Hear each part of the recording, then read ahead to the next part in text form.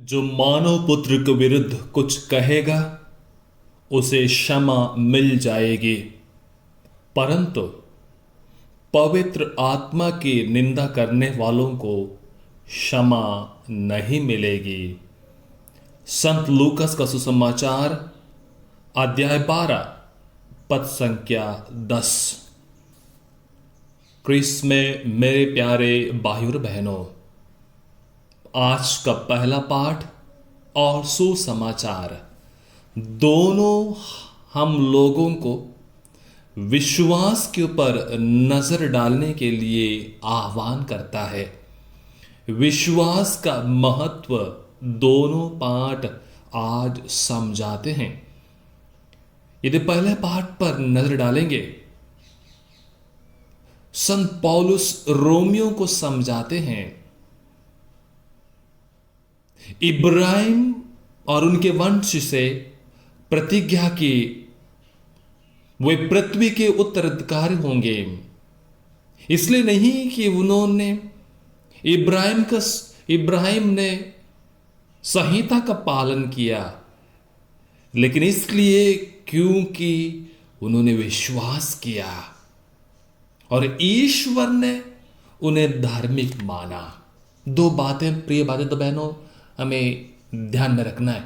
सबसे पहले हमें विश्वास करना है, और विश्वास ऐसा होना है ना कि नाम मात्र के लिए, दिखावे के लिए। वो विश्वास का परीक्षण कौन करते हैं? स्वयं पिता ईश्वर प्रभु यीशु मसीह, और वो हमें धार्मिक मानेंगे। विश्वास के उत्तराधिकारी है कि नहीं, इसके बारे में मूल्यांकन ईश्वर करेंगे, और इब्राहिम का जीवन में वही हुआ था। इसलिए ईश्वर उन्हें बहुत से राष्ट्रों का पिता नियुक्त करते हैं। प्रिय भाइयों तो बहनों, ईश्वर की दृष्टि में इब्राहिम एक महान थे, एक विश्वासी थे, और ईश्वर के लिए कुछ भी करने के लिए वो तैयार रहते थे, तत्पर थे। प्रिय भाई और बहनों, मेरे प्यारे विश्वासियों, हम विश्वासी कहलाते हैं अपने आप को। इसका अर्थ क्या है?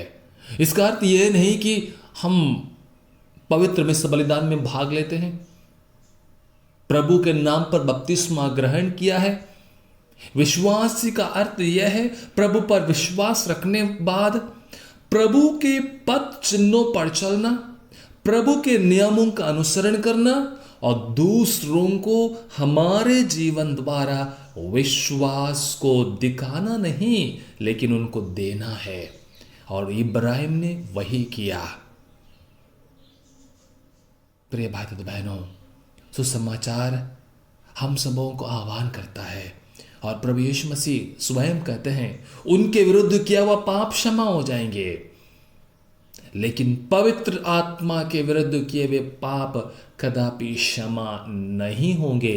पवित्र आत्मा जो ईश्वर के साथ सृष्टि के समय था, पवित्र आत्मा प्रभु यीशु के साथ था, पवित्र आत्मा शिष्यों को दिया गया, और वही पवित्र आत्मा आज हमारे साथ है, हमारी रक्षा करता है, हमारी देख रेख करता है, हमारे साथ चलता है। उस पवित्र आत्मा को हमें साथ रखना है, उस पवित्र आत्मा को बातों को मानना है हमारे दिल में। पवित्र आत्मा को क्या हम मानते हैं? पवित्र आत्मा पर हमारा विश्वास गहरा है? यही प्रश्नों को पूछे।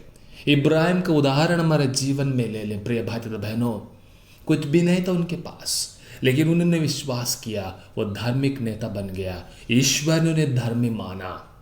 आज हम भी प्रभु के सामने नगण्य है, प्रभु के सामने हमारे हाथ में कुछ नहीं है, लेकिन विश्वास है तो प्रभु हम सब कुछ देगा।